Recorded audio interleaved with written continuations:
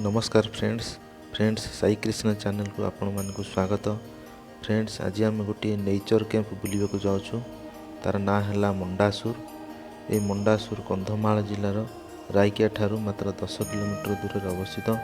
तेणु आपण मैंने एठाक जावाक प्रथम रायकिया आसवाक पड़ो और रायकियार बस स्टाण्ड लेफ्ट साइड गोटे रास्ता रही। यही रास्ताटी बहुत पक्का रास्ता रही। एठाक जावाई यार सौंदर्य अति मनमुग्धकर। आपण मैंने देखिपुंट ये रास्तार दुई पार्श्व पहाड़ पर्वत गछ देखा मिलूँ। यह मंडा नामक हिल रे अवस्थित थिबा जागु यार नाम है मंडासुर। यह नेचर कैंप भाव सारा ओडिशा रे प्रसिद्ध लाभ कर। देखिपुंट आपण मैंने आसीगला मंडासुर। यह मंडासुर एंट्रांस पॉइंट। एठाक जीवाई टिकेट मात्र 10 टंका। छोट पिलांई एठारे टिकेट देवाक पड़े ना। ये कैंप भितर छोट छोट छुआ माने खेलवाई गोटे गार्डन रही। एठारे विभिन्न प्रकार फूल गछ रही।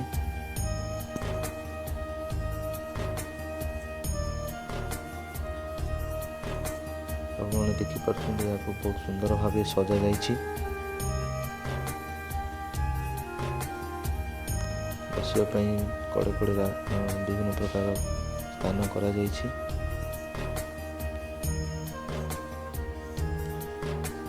एठारे डाइनिंग व्यवस्था रही। देखिपुंट ये है डाइनिंग हॉल। आपण एठारे खाद्य ऑर्डर दे पारिबे। एठारे दुईटी वाच टावर रही। ये वाच टावर आपण मैंने यही पहाड़ पर्वतर सब सौंदर्य उपभोग करें।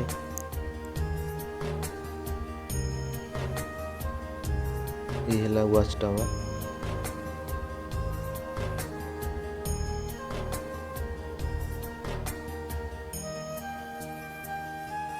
वाच टावर ऊपर को जीवाई सीढ़ी रही। छोट छुआ मैंने बहुत सहजरे जापरें। एठारे किसी समय बसवाई जगह रही। ऊपर आपण मैंने फोटोशूट करें। देखिपुंट ये हूँ पर्वतर दृश्य। वर्षा दिन यार सौंदर्य आहरी मनमुग्धकर लगे। वाच टावर आपण मैंने यही सौंदर्य उपभोग करें।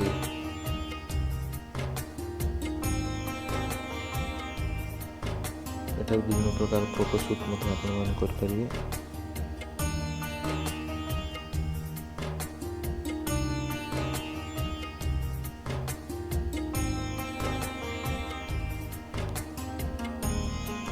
पहाड़ तले विभिन्न प्रकार प्राकृतिक सौंदर्य भरपूर भाव रही। एठारे केतटा जलप्रपात रही। ये जलप्रपात पाखु जावाई अन्य पटे रास्ता रही।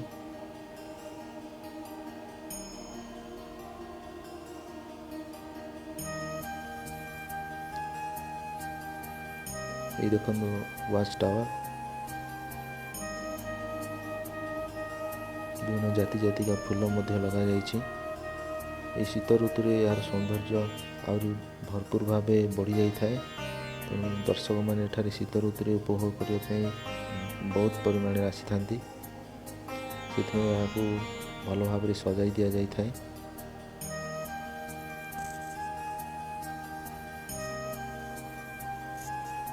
एठारे रात्रि यापन करने विभिन्न प्रकार कटेज करा जाइछि। वुडेन कटेज देखिपुंट आप कटेज भाया 7-8टी कटेज रही। ये कटेज आपण मैंने रही आगर बुक करें।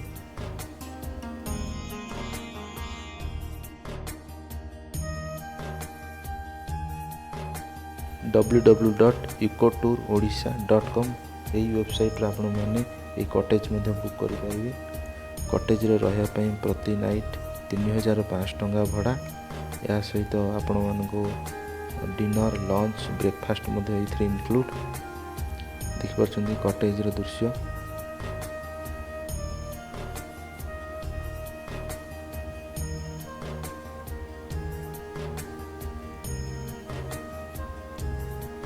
ଏଇଭଳିଆ 7-8ଟି କଟେଜ୍ ମଧ୍ୟ ରହିଛି। କଟେଜ୍ର ବାହାରେ ମଧ୍ୟ ବସି ଆପଣମାନେ ସୌନ୍ଦର୍ଯ୍ୟକୁ ଉପଭୋଗ କରିପାରିବେ।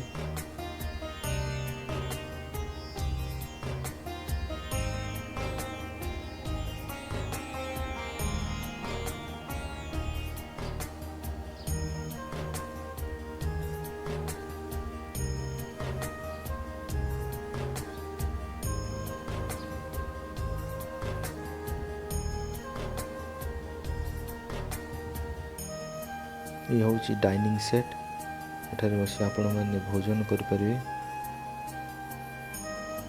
एलसीडी मध्य लगी एठारे।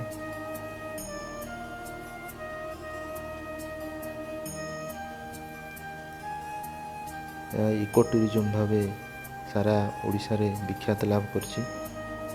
एठारे बहुत शांत परिवेश, किसी समय आपण मैंने बहुत शांत शिष्ट भाव एठारे बिताई पारिबे।